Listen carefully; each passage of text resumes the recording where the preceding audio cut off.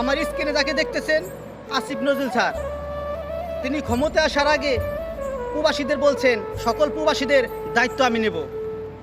যখন প্রবাসীদের দায়িত্ব নেওয়ার সুযোগ হয়েছে, মালয়েশিয়া গভর্নমেন্টের সাথে তার আলোচনা হয়েছে, তখন তিনি কি করছেন? লক্ষ লক্ষ মালয়েশিয়া প্রবাসী অবৈধ, তাদের বৈধকরণের কোনো কথা বলেন নাই।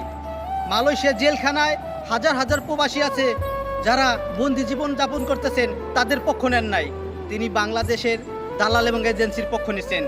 বাংলাদেশ থেকে আবার নতুন করে কর্মী পাঠানোর সিদ্ধান্ত নিছেন। তিনি আসলে প্রবাসীদের ভালো চায় না। তিনি প্রবাসীদের বিশ্বাসের সাথে বেইমানি করছেন, তিনি প্রবাসীর ঘামের সাথে বেইমানি করছেন, প্রবাসীদের স্বপ্ন ভাঙছেন। একটা কথা বলবো, আপনি মনে রাখবেন, আল্লাহ ছাড় দেয় কিন্তু কাউকে ছেড়ে দেয় না। এই ভিডিওটা প্রবাসীর ভাইরা আমার, প্লিজ ভিডিওটা প্রচুর পরিমাণ শেয়ার করে দিবেন।